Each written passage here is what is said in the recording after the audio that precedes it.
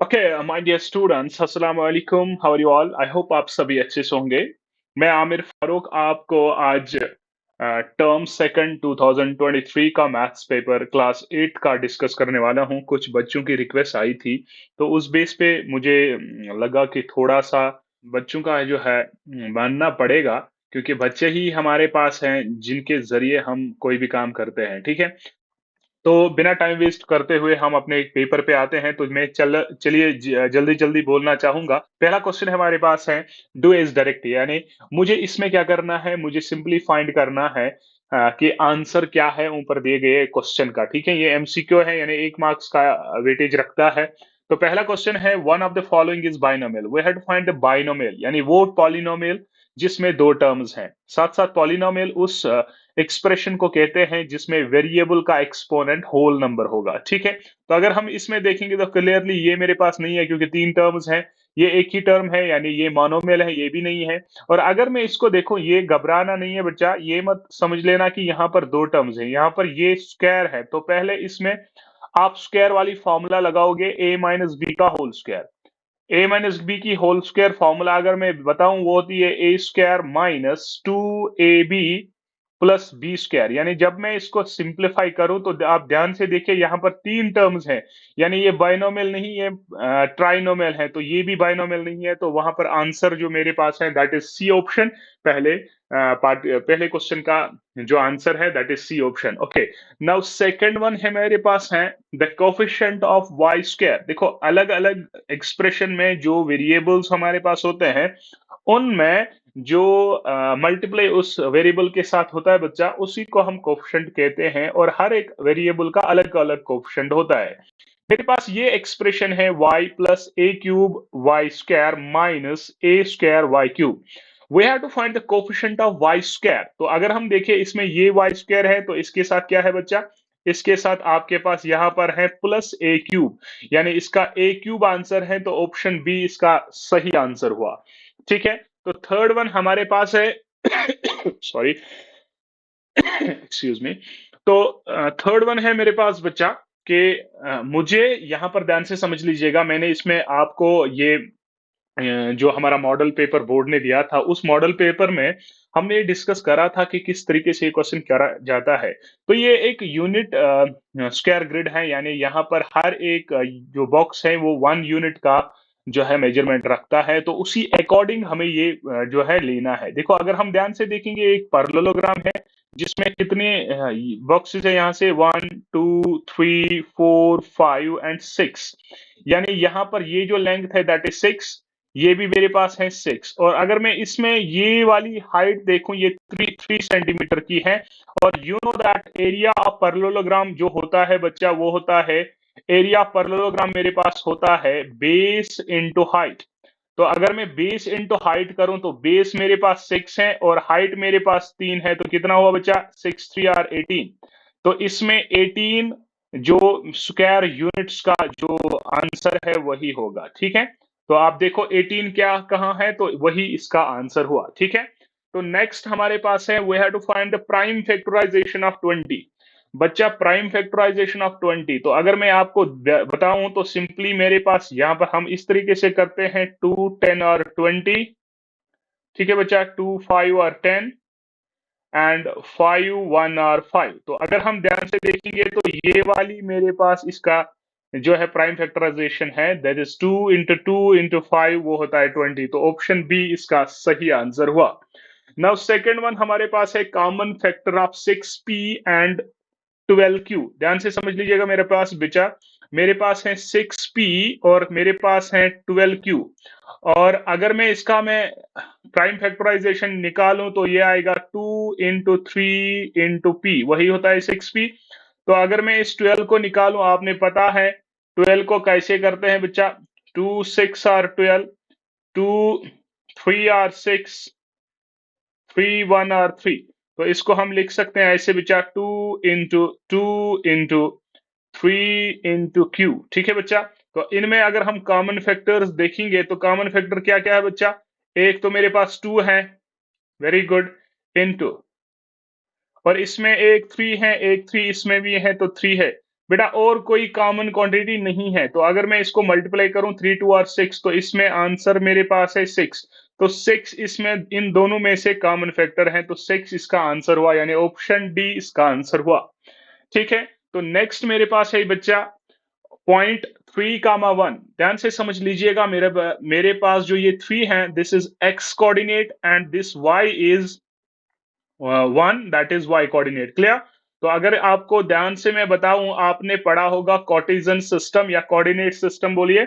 ठीक है बच्चा, अगर मैं यहाँ पर फॉर एग्जांपल 1 2 3 लूं, तो यहां से भी कुछ पॉइंट्स लूं। ठीक है बच्चा, तो 3, 1, तो एक्स एक्सिस से 3 है, 1 2 3, और यहां से 1 है, तो ये वाला पॉइंट जो आपको 3, 1 दर्शाएगा, 3, 1। ठीक है बच्चा, तो आपको बताना है the point 3, 1 is dash dash units distant from x axis। x axis से ये कितनी दूरी पे है?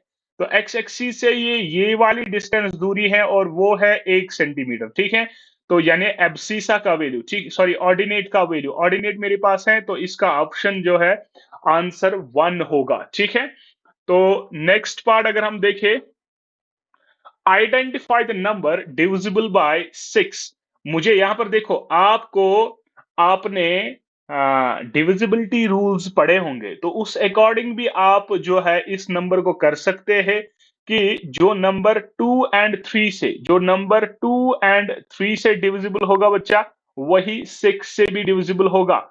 या हम डायरेक्टली भी कर सकते हैं, identify the number divisible by 6, तो हमें 6 से जो नंबर डिविजिबल होगा वही होगा। देखो ध्यान से समझ लीजिएगा। ठीक है, तो डिविजिबिलिटी रूल क्या कहता है कि एक नंबर 6 से तब डिविजिबल होगा जब वो 2 से भी डिविजिबल होगा और 3 से भी डिविजिबल होगा।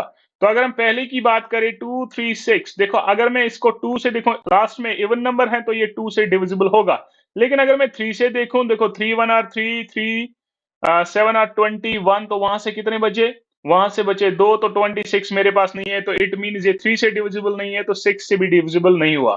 तो अगर हम 103 ये वाला 1032 देखेंगे, तो पहले अगर हम ये लास्ट में इवन नंबर है तो 2 से डिविजिबल होगा ही होगा। तो 3 से अगर हम देखेंगे, 3 1 आर 3, तो यहां पर देखिए 3 3 आर 9, तो मेरे पास एक बचा, 3 4 आर 12, तो एक बचा 3 4 आर 12, तो ये डिविजिबल है। इट मींस मेरा ऑप्शन 1032 एक सही आंसर है, जो 6 से डिविजिबल है, क्योंकि मुझे डिविजिबिलिटी रूल पता है कि 6 से तभी नंबर डिविजिबल होगा जब वो 3 और 2 से दोनों से डिविजिबल होगा।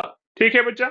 नेक्स्ट ऑब्जेक्टिव की अगर हम बात करेंगे, यह है an odd number divides only odd number. अगर हम इस क्वेश्चन को देखें तो ये बिट ऑफ फॉल्स हैं।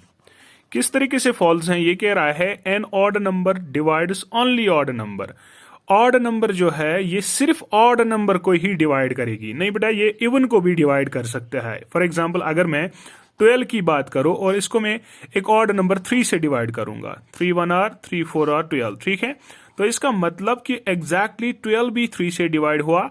12 मेरे पास एक इवन नंबर है और 3 मेरे पास एक ऑड नंबर है। इसका मतलब कि एक इवन नंबर को ऑड नंबर भी डिवाइड कर सकता है। ये क्या कह रहा है? An odd number divides only odd number. सिर्फ ऑड नंबर जो है वो सिर्फ ऑड नंबर को ही डिवाइड करेगी। नहीं बेटा, ये फॉल्स है, क्योंकि ऑड नंबर इवन को भी डिवाइड कर सकती है। ठीक है, ओके। और नेक्स्ट हमारे पास है ऑप्शन क्वेश्चन नंबर 2।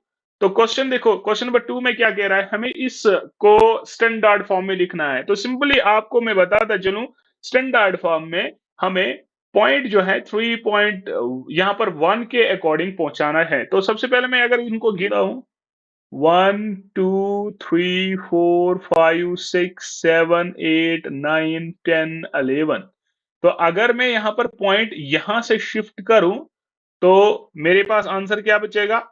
तो सिंपली मैं क्या करूं, ध्यान से समझ लीजिएगा। तो 3.186 इंटू 10 raised to power 11 इसकी स्टैंडर्ड फॉर्म होगी। ठीक है, तो identify the given statements for their from the type of proportionality. देखो हमारे पास दो प्रोपोर्शनैलिटी के टाइप होते हैं, एक तो होती है डायरेक्ट और दूसरी होती है इनवर्स। ठीक, अगर एक की क्वांटिटी के बढ़ने पर दूसरी भी बढ़ गई या एक के घटने पर दूसरी भी घट गई, तब वो डायरेक्ट प्रोपोर्शन में है। ठीक है, और अगर एक बढ़ी तो दूसरी घटी, या एक घटी तो दूसरी बढ़ी, तब वो क्वांटिटीज जो है ना इनवर्स प्रोपोर्शन में है। अगर हम इसको देखेंगे यहां पर the population of the city and the area of the land, देखो अगर हम पॉपुलेशन ऑफ द सिटी बढ़ाएंगे तो एरिया ऑफ लैंड पर पर्सन, हर एक पर्सन की जो लैंड उसके हिस्से में आएगी, जितनी पॉपुलेशन बढ़ेगी लैंड डिक्रीज होगी हर एक के लिए, ठीक है। तो एक बढ़ गई दूसरी घट गई, तो ये के इनवर्स प्रोपोर्शन में है, ठीक है। नेक्स्ट है number of persons and the time taken to complete the work. अगर मैं नंबर ऑफ पर्संस बढ़ाऊं तो टाइम जो लगेगा एक कंप्लीट को वर्क करने में वो कम लगेगा, जितने में क्वांटिटी यहां पर पर्सन नंबर ऑफ पर्संस बढ़ाऊं टाइम कम लगेगा। तो ये भी मेरे पास क्या है बेटा, इनवर्स प्रोपोर्शन में है, ठीक है। Next question number 4। Question number 4 कह रहा है given in the given coordinate system a line segment AB is traced, observe it carefully and answer, ठीक है। यहां पर मेरे पास देखो यहां से देखो 1 2 3 4 5 है, यहां पर मेरे पास एक लाइन सेगमेंट ए बी है, तो मुझे इसकी लेंथ सबसे पहली बतानी है। तो लेंथ अगर मैं देखूं तो वो ए पॉइंट से यहां पर बी तक है, तो देखो सबसे पहले 1 से लेकर 2 तक 1 सेंटीमीटर, फिर ये 1 सेंटीमीटर, फिर ये 1 सेंटीमीटर, फिर ये आधा सेंटीमीटर, ठीक है। तो अगर मैं देखूं तो 1 2 3 1 से लेकर 4.5 तक, 1 से लेकर 4.5 तक, ध्यान से समझ लीजिएगा, कंफ्यूज नहीं होना है बच्चा। यहां पर आप लिखोगे 4.5 सेंटीमीटर की है, वो नहीं है बेटा, ये है 1 सेंटीमीटर, 2 सेंटीमीटर, 3 सेंटीमीटर, 3.5 सेंटीमीटर। तो ये 3.5 सेंटीमीटर की लेंथ की है, ठीक है। तो पहले का आंसर क्या है बच्चा, 3.5 सेंटीमीटर, ठीक है ना। उसके बाद बोल रहा है what is the shortest distance between point A and x axis. तो शॉर्टेस्ट डिस्टेंस पॉइंट ए और एक्स एक्सिस से क्या है, देखो ये वाली डिस्टेंस है, यहां से ये वाली डिस्टेंस है, तो वो कितनी है, 1 सेंटीमीटर। तो इसका आंसर क्या है बच्चा, वो 1 सेंटीमीटर है, 1 सेंटीमीटर इसका आंसर रहेगा, ठीक है। नेक्स्ट हमारे पास है in a given problem find A and B. देखो ए एंड बी को फाइंड करना है, देखो मुझे ए में 5 में कुछ जोड़ना है तो 2 आना चाहिए। देखो अगर मैं 1 करूं तो ये 6 बनेगा, 2 7 3 8 बनेगा, 9 5 करूं तो वो 10 बनेगा, 11 बनने पर 6, तो 7 अगर मैं ए का वैल्यू दूं, देखो अगर मैं 7 दूं तो यहाँ पर 12 बनेगा, 2 यहाँ पर लिखूं एक कैरियर आएगा, तो ये हुआ 2 + 1 हुआ 3, 3 + 1 हुआ 4, तो यहाँ पर बी का वैल्यू 4 होगा, यानी यहाँ पर ए का वैल्यू जो है बच्चा, ए का वैल्यू 7 होगा और बी का वैल्यू यहां पर 4 आएगा, ठीक है। तो ये प्लेइंग विद नंबर्स का क्वेश्चन है। Now we have to factorize this. देखो ध्यान से समझ लीजिएगा, इसको हम कैसे फैक्टराइज कर सकते हैं, ध्यान से समझ लीजिएगा। मैं इसको ऐसे लिख सकता हूं बच्चा, ये रहा 3xy का होल स्क्वायर, लिख सकता हूं बच्चा, क्योंकि मेरे पास स्क्वायर है, 3 स्क्वायर 9 होता है, तो -16 का लिखूंगा मैं 4 स्क्वायर, ठीक है। अब यहां पर देखो ये बन गई ए स्क्वायर माइनस बी स्क्वायर, ए के बदले हैं 3xy, बी के बदले हैं 4, तो वह रही a square minus B square होता है a plus B into A minus b, that is 3xy minus 4 into 3xy plus 4। तो ये हुआ a minus b, a plus b, this is your answer, ठीक है। तो ये फैक्टराइज हुआ, तो यहां पर हमने फॉर्मूला कौन सी यूज की, A square minus B square, that is A plus B into A minus B, clear. Next है बच्चा, तो बड़े वाले क्वेश्चन है, ध्यान से समझ लीजिएगा, मैं इनको आपको सिखाऊंगा कि किस तरीके से बच्चा करना है। देखो यहां पर मैं सॉल्यूशन लिखता हूं बच्चा, आपको भी समझ आना चाहिए। देखो सबसे पहले क्या कह रहा है, ट्रेपीजियम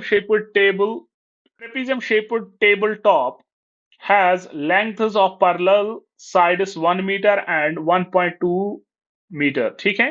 तो सबसे पहले मैं इसकी अगर फिगर बनाऊं तो वो इस तरीके से होगी, ट्रेपीजियम शेप्ड फील्ड की, ठीक है, सॉरी इस तरीके से है, ठीक है। तो कह रहा है इसकी जो लेंथ है बच्चा वो है पैरेलल साइड, यानी ये वाला पैरेलल साइड 1 मीटर है, ये वाला पैरेलल साइड बेटा 1.2 मीटर है, क्लियर। और उसके बाद क्या कह रहा है, the perpendicular distance between parallel sides is 0.8, ये जो परपेंडिकुलर डिस्टेंस ये वाली है, दिस इज 0.8 मीटर। देखो सभी मीटर्स में है या मीटर्स में, we have to find the area, this is the trapezium and we know the area of trapezium. तो अगर मैं एरिया की बात करूंगा बच्चा, एरिया मेरे पास होता है 1/2 sum of parallel sides into height, sum of parallel sides into height, ठीक है। तो अगर मैं parallel side A plus B लूं, ठीक है, पैरेलल साइड ये वाला साइड है और ये वाला साइड है, तो आंसर दीजिए सिंपली, वैल्यूज पुट करिए 1/2 ए मेरे पास है पैरेलल साइड यानी 1 प्लस ये 1.2 मीटर हुआ, इनटू हाइट है बच्चा 0.8, clear, that is equal to 1/2। अगर इसमें प्लस हम करेंगे बच्चा तो that is equal to 2.2 into 0.8, ठीक है बच्चा। तो अगर मैं इसको सॉल्व करूं, दिस इज, तो इसको सॉल्व करने पर आंसर जो बचेगा that is 0.88 metre square, so this is your required area 0.88 metre square, ठीक है।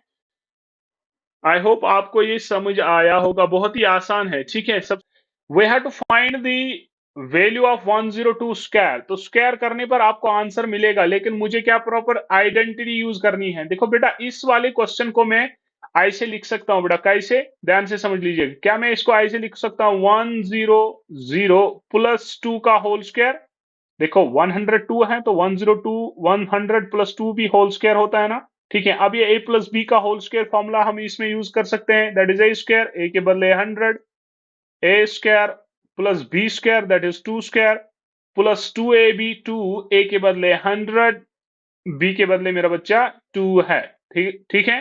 तो 100 square is 1 0 0 0 and 0 plus 2 2 are 4 plus देखो ये होता है 2 2 आर 4 इंटू 100 होता है 400, ठीक है।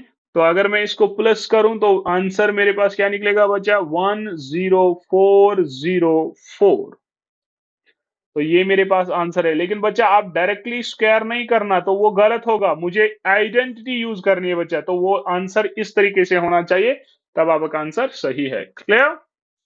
अब क्वेश्चन नंबर 9 अगर हम देखें, क्वेश्चन नंबर 9 क्या है बच्चा, तो we have to find the value of this thing. देख यहां पर मेरे पास एक्सप्रेशन है, इस एक्सप्रेशन को मुझे बच्चा सॉल्व करना है, लेकिन याद रखिएगा मेरा बच्चा कि इस एक्सप्रेशन जो मुझे सॉल्व करनी है उसमें हमारे पास ये कंडीशन गिवन है। कह रहा है क्या है, सबसे पहले मैं इसको थोड़ा सा रब करूं, ध्यान से समझ लीजिएगा बच्चा। ये क्वेश्चन नंबर 9 की बात मैं कर रहा हूं। देखो क्वेश्चन नंबर 9 में कह रहा है एक्सप्रेशन है मेरे पास 5x माइनस 9 माइनस 10y, ठीक है। और ये कंडीशन है, कह रहा है कि ये मेरे पास कंडीशन है, देखो इसमें x minus 2y is equal to 10 है। तो देखो बहुत सारे तरीके इसको करने के लिए, आप एक वेरिएबल का वैल्यू निकालिए, वो इसमें पुट करिए और इसका आंसर निकालिए, ठीक है बच्चा। तो मैं यहाँ पर देखो, मैं इसको ऐसे लिख सकता हूं x इज इक्वल टू 10, ये माइनस 2y उधर जाकर प्लस 2y लिखूं, क्या लिख सकता हूं बच्चा, हाँ लिख सकता हूं x इज इक्वल दिस, ठीक है। तो ये x का वैल्यू मैं इसमें सबस्टिट्यूट करूंगा, यानी इस एक्सप्रेशन में जहां जहां x है वहां पर लिखूंगा मैं 10 प्लस 2y, ठीक है। यानी मैं इसको ऐसे लिख सकता हूं 5x के बदले मैंने क्या लिखना है 10 प्लस 2y, 10 प्लस 2y, ठीक है बच्चा। माइनस 9 लिखना है बच्चा, माइनस 10y, ठीक है। अब इसको मुझे सॉल्व करना है ना, 5 10 are 50 plus 5 2 are 10y minus 9 minus 10y, clear. This minus 10y plus 10y cancel out हुआ, 50 माइनस 9, जो मेरे पास आंसर क्या आएगा बच्चा 50 माइनस 9, तो दैट मीन्स 41 इसका राइट आंसर होगा, ठीक है, इसका राइट आंसर होगा। तो बेटा आपको ये क्वेश्चन जो है बहुत आसानी से समझ आया होगा, ठीक है। तो बहुत सारे तरीके इसको करने के लिए, कोई y का निकाल कर उसको सब्स्टिट्यूट करेगा या डायरेक्टली कोई सॉल्व करके, ये कंडीशन जो है यहां पर ध्यान से समझ लीजिएगा, अगर मैं इस 10 और 5 में कॉमन में कोई चीज निकालू तब मुझे अंदर बचेगा माइनस x माइनस 2y, तब भी मैं ये 10 लगाकर इसको सॉल्व कर सकता हूं, तो कोई बाउंड नहीं है। आप आंसर देखो सही है, बहुत सारे तरीके हैं इसको करने के लिए। 5x और 10y में मैं अगर 5 कॉमन निकालूं तो ये कंडीशन आ सकती है, फिर 10 का वैल्यू सब्स्टिट्यूट कर सकते हैं, ठीक है। तो बहुत सारे तरीके हैं, घबराना नहीं है, ठीक है। Okay, now question number 10, we have here q square minus 10q plus 21 is factorized under. यहां पर देखो ये क्वेश्चन इन्होंने वही से फैक्टराइज किए है, observe it carefully to find error and resolve it correctly. मुझे इसमें देखो ये क्वेश्चन कंफर्म गलत है, ठीक है। मुझे बोलना है कि इसमें कहां पर गलती इसने की है, उसको मुझे क्लियरिफाई करना है, ठीक है। सबसे पहले अगर मैं ध्यान से देखूं तो देखो क्यू स्क्वायर है, 10 क्यू को इसने स्प्लिट किया है, लेकिन माइनस, देखो इन दोनों का प्लस आना चाहिएगा, -10 क्यू। देखो अगर मैं लिखूं -7 क्यू प्लस 3 क्यू, देखो 7 में से 3 घटा, ये आएगा -4 क्यू, क्या आएगा -4 क्यू। यहां पर क्या है -10 क्यू, तो पहले ही स्टेप में क्वेश्चन गलत है, ठीक है। और अब ये कह रहा है अगर गलत है तो सही करिए। तो देखो ध्यान से समझ लीजिएगा, मैं इसको ऐसे लिख सकता हूं बच्चा, देखो क्यू स्क्वायर -10 क्यू प्लस 21 है मेरे पास, क्लियर। अब यहां पर ध्यान से समझ लीजिएगा, क्यू स्क्वायर है ना बच्चा। अब यहां पर देखो मैं इसको ऐसे लिखूं क्यू स्क्वायर, अब यहां पर ध्यान से समझिएगा, मैं लिखूंगा -7 क्यू -3 क्यू प्लस 21, लिख सकता हूं। देखो क्यू स्क्वायर 7 और 3 10 हुए, -10, और अगर मैं इनको मल्टीप्लाई करूं वो इन दोनों का मल्टीप्लाई आना चाहिए। देखो माइनस माइनस प्लस होता है, 7 3 21 क्यू स्क्वायर, क्लियर। अब मैं कॉमन निकालूंगा क्यू, तो अंदर बचेगा क्यू -7, तो यहां पर भी मुझे -7, ठीक है। तो इसमें मैं -3 कॉमन निकालूं, आएगा ना बराबर, तो इसमें क्यू -7 आएगा यहां पर, इनटू यहां पर क्यू -3, तो इसके फैक्टराइजेशन जो में फैक्टर्स में आंसर आएगा वो आएगा क्यू -7 क्यू-3, तो ये आपकी फैक्टराइजेशन आएगी, ठीक है बेटा। तो ये गलत है, तो ये आपकी सही है, ठीक है। समझ आ रहा है। Now we have to, okay, now question number 11। तो अगर हम क्वेश्चन नंबर 11 देखेंगे बच्चा, क्वेश्चन नंबर 11 क्या कह रहा है। तो क्वेश्चन नंबर 11 कह रहा है use graph paper and draw a line passing through the points 1, 3 and 3, 1. Also, find the coordinates of the point where the line meets y and x axis. Clear? तो यहां पर देखो मुझे एक ग्राफ पेपर लाना है, तो आपको वहां पर स्कूल जो बोर्ड एग्जाम है तो वहां पर आपको ग्राफ पेपर मिला होगा, अगर नहीं मिला तो आपने खुद लाया होगा साथ, ठीक है। तो बेटा ध्यान से समझ लीजिएगा, मुझे सबसे पहले क्या बनाना है, तो इसमें लिखूंगा 1 2 3 4 5 6, कुछ भी 1 2 3 4 5 6 7 वगैरह, इसमें भी होगा 1 वगैरह, ठीक है। अब मेरे पास क्या है, पहले मुझे ड्रॉ करने हैं पॉइंट्स और उसके बाद लाइन खींचनी है 1, 3, 1, 3, देखो 1, 3, तो यहाँ पर ये आएगा, ये वाला पॉइंट 1, 3, एक्स एक्सिस का वैल्यू 1, वाई का वैल्यू 3, ठीक है। दूसरा है 3, 1, तो 3, 1 तो तकरीबन यहां पर आएगा, ठीक है। तो मुझे इसको लाइन बढ़ानी है बेटा, इसको लाइन बढ़ानी है। तो बेटा अगर मैं देखूं तो वो इस पॉइंट पे एक्स एक्सिस और इस पॉइंट को वाई एक्सिस पे टच करेगी, तो इसके कोऑर्डिनेट्स हमें दिखने हैं बेटा। तो ये देखो इसके कोऑर्डिनेट्स हैं 1 2 3 4, तो ये हो रहेगा रहेगा बेटा 4, 0 इसका कोऑर्डिनेट, और इसका रहेगा 1 2 3 4, इसका रहेगा 0, 4। तो ये वाला हमें ग्राफ बनाना है ग्राफ पेपर पे, और कोऑर्डिनेट्स लिखने थे जहां पर इन्होंने एक्स एक्सिस और वाई एक्सिस को टच किया, वो रहेगा 0, 4 and 4, 0। Clear. Now we have here question number 12,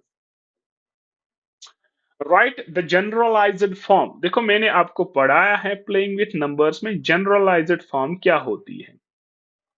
number देखो 3 डिजिट नंबर कोई लेना है, जैसे मैं लू एक्स वाई जेड, एक 3 डिजिट नंबर, इसकी जनरलाइज्ड फॉर्म क्या है। देखो ये वंस प्लेस है, ये टेंस प्लेस है, ये थाउजेंड प्लेस है, तो क्या होती है 1 इंटू वंस प्लेस, तो वंस प्लेस जेड इंटू 1 है, ठीक है, plus 10 into tens place, 10 into tens place क्या है बेटा वाई, प्लस 1000 प्लेस क्या है, या 100 प्लेस क्या है बेटा 100 इंटू एक्स, ठीक है। तो यहां पर मैं लिख सकता हूं इस नंबर के लिए 100x plus 10y plus z मेरे पास इसकी जनरलाइज्ड फॉर्म हो गई, ठीक है, एक 3 डिजिट नंबर की। अगर मैं आप कोई और ले सकते हो ए बी सी, अगर मैं एक 3 डिजिट नंबर लूं तो वो आएगा 100a plus 10b plus Z 1, ठीक है। तो ये मेरे पास 3 डिजिट नंबर की जनरलाइज्ड फॉर्म हुई। और अगर मैं 4 डिजिट को लिखूं, फॉर एग्जांपल मेरे पास 4 डिजिट है फॉर एग्जाम्पल मैं लिखूंगा a B c and d, ठीक है। तो वंस प्लेस ये है, टेंस प्लेस ये है, 100 प्लेस ये है, 1000 प्लेस ये है, ठीक है। तो वन इंटू वंस प्लेस यानी डी आएगा, प्लस 10 इंटू टेंस प्लेस तो 10 सी आएगा, प्लस 100 इंटू 1000 प्लेस तो ये आएगा बेटा 100 c, 100 b sorry, plus 1000 place की जगह 1000 इंटू ए आएगा। तो this is the generalized form for 4 digit number. Clear? तो अगर मेरे पास कोई भी नंबर है तो उसको ए बी सी के अकॉर्डिंग पुट करना है। तो जनरलाइज्ड फॉर्म ये हुई। आप एक्स वाई जेड भी ले सकते हो, तो इस अकॉर्डिंग वो लिख सकते हैं। क्लियर? ना नेक्स्ट मेरे पास है क्वेश्चन नंबर 13। देखो क्वेश्चन नंबर 13 क्या है बच्चा, इस बच्चे ने पता नहीं पेपर की क्या हालत बनाई होगी। Right here we have two cylinders. This is one type of cylinder, this is another type of cylinder. Here we have diameter of 7 centimeter and height of 14 centimeter. Here we have diameter of 14 centimeter and height of 7 centimeter. Now in question given adjacent are two cylindrical tanks. ये cylindrical tanks है, which one has more capacity and by how much? मुझे इनकी capacity find करनी है, यानी volume find करना है। बेटा अगर मैं ध्यान से समझ लूं तो वॉल्यूम किसके बराबर होता है? Volume of cylinder, that is pi r square h. Now we have to find the volume of both. फिर अकॉर्डिंगली मुझे वॉल्यूम जो है कैलकुलेट करना है। यहां पर डायमीटर 7 है तो रेडियस कितनी हुई? 7/2। क्लियर? और अगर इसका डायमीटर 14 है तो रेडियस कितनी हुई? 7। ये याद रखिएगा। तो अगर मैं पहले फॉर एग्जांपल इसमें लिखूंगा सिलेंडर 1, ये लिखूंगा सिलेंडर 2।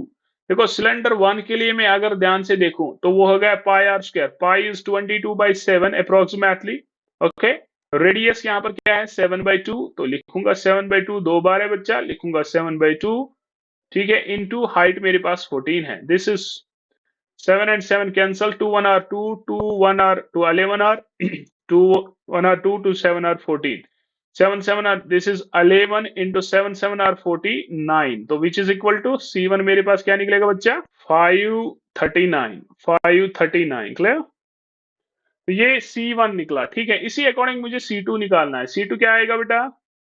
C2 आएगा, देखो pi r square h, pi is 22/7, r square means r है 7 इंटू 7 इंटू हाइट मेरे पास कितनी है बच्चा? वो भी 7, ठीक है।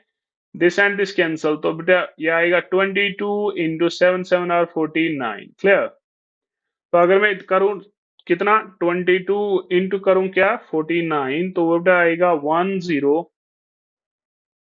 1078। ठीक है, तो अगर मैं लिखूं 1078 इसका वॉल्यूम आया तो ये इसका ज्यादा हुआ, ठीक है। तो ऑब्वियसली मैं लिखूंगा cylinder second has more area, more volume than first. तो कितना है वो भी फाइंड करना है, तो कितना होगा?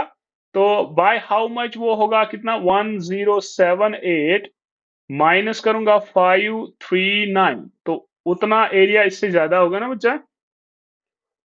539 जो मेरे पास है, 539 वो इससे ज्यादा होगा। इसका मतलब 539 इसका आया, उसका डबल अगर हम देखें वो इसका आया, ठीक है। तो इसका मतलब ये इसका 2 गुना है। तो यहां पर देखो मैं आंसर में क्या लिखूं? Cylinder 2 have more volume than first and also cylinder second has double the volume than first. Clear? तो यहां पर ये क्लियरली आप फाइंड कर सकते हो, ठीक। नाउ इसके बाद हमारे पास नेक्स्ट क्वेश्चन है।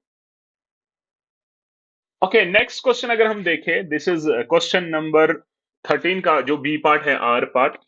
कह रहा है कि 100 rice bags each of volume 0.5 meter cube are being stored in a godown of dimension 4 meter, 6 meter and 3 meter. How many more such bags of rice can be stored in this godown? Okay, तो एक जगह है, ठीक है, तो उसमें उसके dimension ये एक कमरे का गोडाउन है, ठीक है, एक गोडाउन है। तो उस गोडाउन में क्या है कि उसके डायमेंशन ये वाले हैं जो 463, यानी वो एक क्यूबॉइड शेप का कमरा मान लीजिए, क्योंकि डायमेंशंस मेरे पास हैं 4 मीटर, 6 मीटर एंड 3 मीटर। और कह रहा है कि अगर 100 बैग्स ऑफ वॉल्यूम, एक बैग का वॉल्यूम है 0.5 मीटर क्यूब, ये कह रहा है कि अगर 100 बैग्स मैं इस वाले गोडाउन में रखूं जिसके डायमेंशंस ये हैं, तब बताए how many more such bags of rice can be stored in the godown. यानी हमें कितने और राइस बैग्स चाहिए इस गोडाउन में स्टोर करने के, यानी अगर मुझे फिल करना है ये पूरा गोडाउन, तो इसमें कितने और राइस बैग्स मुझे चाहिए। यानी इस क्वेश्चन से हमें डायरेक्टली पता चलता है कि 100 राइस बैग्स जो है जिनका वॉल्यूम 0.5 मीटर क्यूब है वो कम पड़ रहे हैं इस कमरे में रखकर। हमें बताना है कितने और मैं रख सकता हूं उधर, सिंपल अल्फाजों में। तो सबसे पहले मैं 100 बैग्स का वॉल्यूम निकालूंगा। तो इसका वॉल्यूम है 0.5 मीटर क्यूब, तो 100 बैग्स का कितना होगा? 100 इंटू 0.5 होगा कि नहीं? तो वो बेटा कितना होगा? 100 इंटू 5 डिवाइडेड बाई 10 होगा कि नहीं? दिस एंड दिस कैंसल, 5 10 और 50, तो 50 मीटर क्यूब जो बचा क्या होगा? 50 मीटर क्यूब मेरे पास इसका वॉल्यूम होगा। ठीक है बेटा, सॉरी, ओके। तो इसका वॉल्यूम होगा 50 मीटर क्यूब, कितने? 100 वेग्स का। ठीक, अब मैं सबसे पहले गोडाउन का वॉल्यूम निकालूंगा, वो क्या होगा? वॉल्यूम ऑफ गोडाउन जो बचा होगा वो होगा 4 into 6 into 3 which is equal to 6 4 are 24, 24 into 3 कितना होता है? 72 होता है। तो 72 मीटर क्यूब गोडाउन का वॉल्यूम है। ठीक है, अब ये 50 मीटर क्यूब जो है हमें क्या करना है, ध्यान से समझ लीजिएगा। सबसे पहले मैं देखूंगा अभी कितनी स्पेस बची हुई है गोडाउन में, यानी 50 मीटर क्यूब रखे हैं गोडाउन में, यानी 72 मीटर क्यूब का जो वॉल्यूम है उसमें 50% ऑक्यूपाई हुए हैं। यानी अगर मैं निकालू 72 माइनस करूंगा 50, तो बेटा कितना आएगा? वो आएगा 22 मीटर क्यूब। यानी अभी मुझे कितने पेंडिंग है, यानी इतना वॉल्यूम मुझे अभी बकाया है, यानी इतने वॉल्यूम जो है मेरे पास 22 मीटर क्यूब, 22 मीटर क्यूब का वॉल्यूम मुझे अभी कमरे में बचा हुआ है, उसमें मैं कितने बैग्स में रखूं, तो वहां से मुझे टोटल पता चलेगा कि क्या मसला होने वाला है। क्लियर? तो देखो 22 में कितने वेग्स आएंगे, देखो मेरे पास वॉल्यूम क्या है एक बेग का? 0.5, यानी 22 को अगर मैं डिवाइड करूंगा 0.5 से, तो मुझे आएगा वो कितना? 44। यानी 44 बैग्स अभी मुझे इसमें, यानी और 44 बैग्स मुझे चाहिए इसको फिलअप करने में, क्योंकि मुझे वॉल्यूम है जो पेंडिंग वॉल्यूम है, बचा हुआ वॉल्यूम है गॉर्डन का, वो है 22 मीटर क्यूब। और 22 मीटर क्यूब को मैं 0.5 से जब डिवाइड करूंगा, वहां से मुझे निकलेगा कि मुझे टोटल नंबर ऑफ बैग्स और कितने चाहिए इस गोडाउन में रखने के लिए, यानी मुझे टोटल में 44 बैग्स चाहिए। ठीक है, तो आपका जो आंसर है इसका that is 44 bags. Okay, next question हमारे पास जो है दैट्स क्वेश्चन नंबर 14। इसमें आपको देखो बहुत ही आसान क्वेश्चन है। कह रहा है during a survey the families of locality are categorized into 4 categories as per their annual income. Draw a pie chart, मुझे पाई चार्ट ड्रा करना है गिवन इंफॉर्मेशन के लिए। तो पाई चार्ट में सबसे पहले मुझे सेंट्रल एंगल का पता होना चाहिए, तभी मैं पाई चार्ट बना सकता हूं। ठीक है, तो सबसे पहले सेंट्रल एंगल की फॉर्मूला अगर हम देखें वो किसके बराबर होती है? सेंट्रल एंगल मुझे निकलना हो, अगर मुझे निकालना होगा तो मैं किसी पर्टिकुलर वैल्यू, यानी फॉर एग्जांपल अगर मुझे 500 के लिए सेंट्रल एंगल निकालना होगा तो मैं करूंगा सिंपली 500 डिवाइड बाई करूंगा जो टोटल इनका होगा। देखो टोटल अगर मैं इनको करूं वो 4000 आएगा। ठीक है, तो डिवाइड बाई करूंगा 4000 और इंट करूंगा 360 जो पूरा कंप्लीट एंगल होता है। ठीक है, अब इससे मुझे क्या है कि इस वाले सेक्शन का सेंट्रल एंगल पता चलेगा। दैट इज, देखो देखो, 0 एंड 0 कैंसल, 0 एंड 0 कैंसल, ये 0 इसके साथ कैंसल, 4 1 आर 4, 4 9 आर 36, तो 9 5 आर 45 डिग्री। यानी मेरे पास सेंट्रल एंगल इस वाले के लिए 45 डिग्री निकला। तो ये भी 500, तो इसका भी निकलेगा 45 डिग्री। ठीक है, अब 2000 के लिए अगर मैं सेंट्रल एंगल निकालूं तो वो आएगा टोटल वैल्यू, यानी मेरे पास 2000 डिवाइड बाय करूंगा total value that is 4000 into करूंगा कंप्लीट एंगल का 360। ये 3 0 cancel, 2 1 are 2, 2 2 are 4, 2 1 are 2, 2 2 1 are 2, तो 180 निकलेगा। तो इसमें 180 डिग्री एंगल आपके पास आया। ठीक है, तो इसके लिए सेंट्रल एंगल निकालूं तो वो निकलेगा 1000 डिवाइडेड बाय 4000 इंटू करूंगा 360। ये 3 0 कैंसल, 4 1 आर 4, 4 9 आर यानी 90।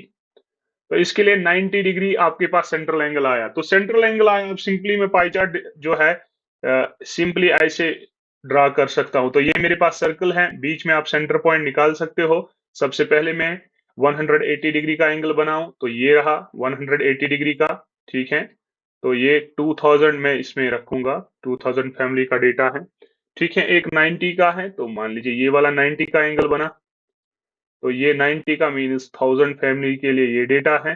और 45 यानी इनके दो हिस्से करो, एक 45 यहाँ होगा, एक 45 यहाँ होगा। 45 डिग्री, 45 डिग्री, यानी ये 500 500 रिप्रेजेंट करेगा। तो ये इसका आंसर है। तो इस तरीके से आप इसका पाई चार्ट बना सकते हो। तो लास्ट क्वेश्चन इस पेपर का जो है, बहुत ही आसान क्वेश्चन है हमारे पास।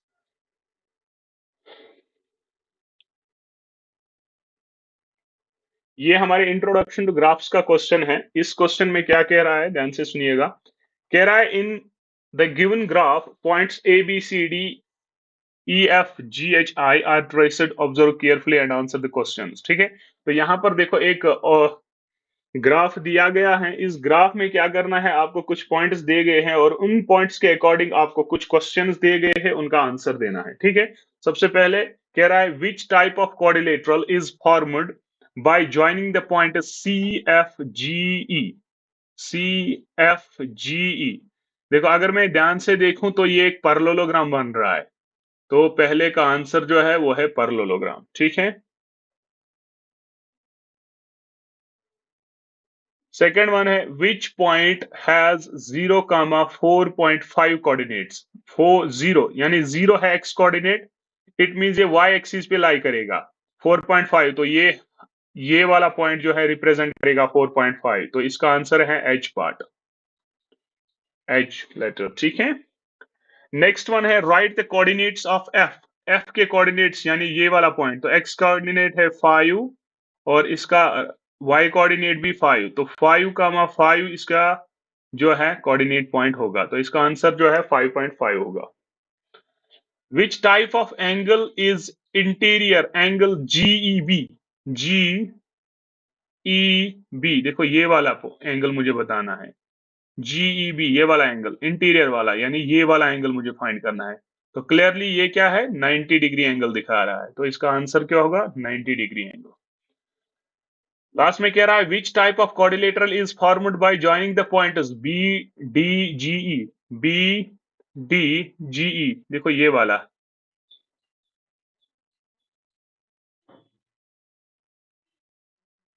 ठीक है, तो अगर मैं देखूं तो ये एक हुआ 2 सेंटीमीटर, 3 सेंटीमीटर, तो यहां से कितने हैं, 1 सेंटीमीटर, 2 सेंटीमीटर और 3 सेंटीमीटर। तो 3 3 सेंटीमीटर है, तो ऑब्वियसली ये क्या होगा, स्क्वायर होगा। तो ये वाला क्वाड्रिलेटरल जो है आपका स्क्वायर बन रहा है। तो इस तरीके से हमने सारा पेपर जो है क्लास 8 का वो डिस्कस करा है। आई होप आपको ये सारा जो है समझ आया होगा और आपको कोई भी डाउट अब नहीं रहा होगा। ठीक है, अगर कोई भी प्रॉब्लम है तो प्लीज आप मेंशन कर सकते हो, हम उसका आंसर देंगे। तो थैंक यू, अल्लाह हाफिज।